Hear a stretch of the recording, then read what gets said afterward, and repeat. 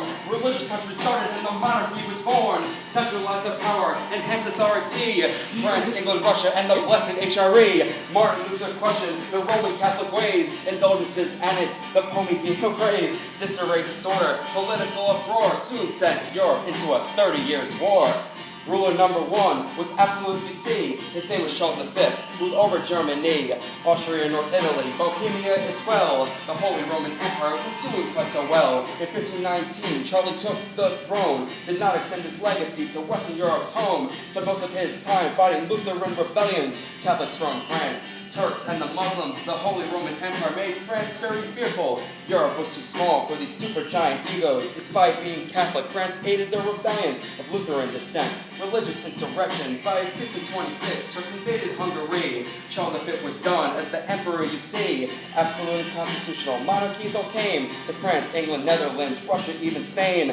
Absolute kings, God's lieutenants upon earth, decided laws and policies. Peasants had no worth. Most conspicuous thing was the French monarchy. His sucking was his nickname, but his real name was Louis. Louis XIV had a palace in Versailles, filled with formal gardens and fountains, we don't lie. Attended banquets, concerts, operas, and parties. Provided his nobles with fancy luxuries. He built a standing army that kept order throughout France. Provided new industries for monarchies advance. That included new bridges, canals, and the roads, which peasants paid for. New taxes unopposed. War between Catholics and Lutherans went on. Europe was a battleground for political reform.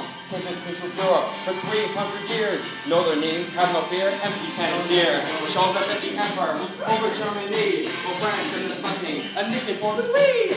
Isabella assumed a king's position, along with Ferdinand and the Spanish Inquisition. The Romanovs in Russia had Peter the Great, and Catherine was threatened by a Pugachev tirade. Charles I of England was captured and beheaded, and the Dutch were being ruled by Philip II.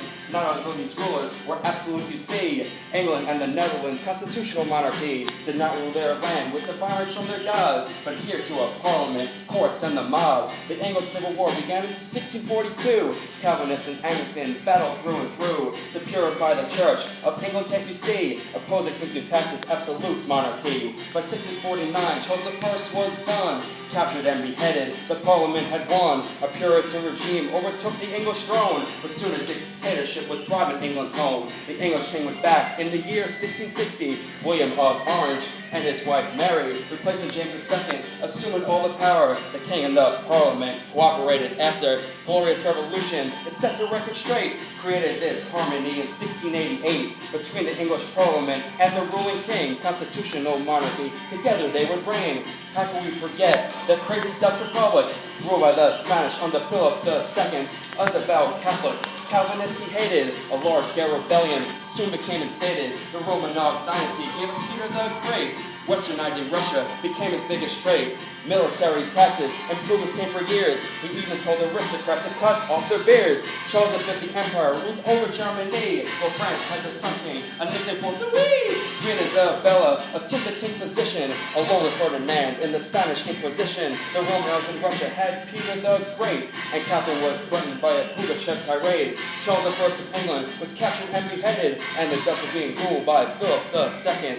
Protestant reform, you see, had paved the way. Religious uproar, political dismay, the center of all Europe into a 30 years war. Peace of Westphalia soon settled the score.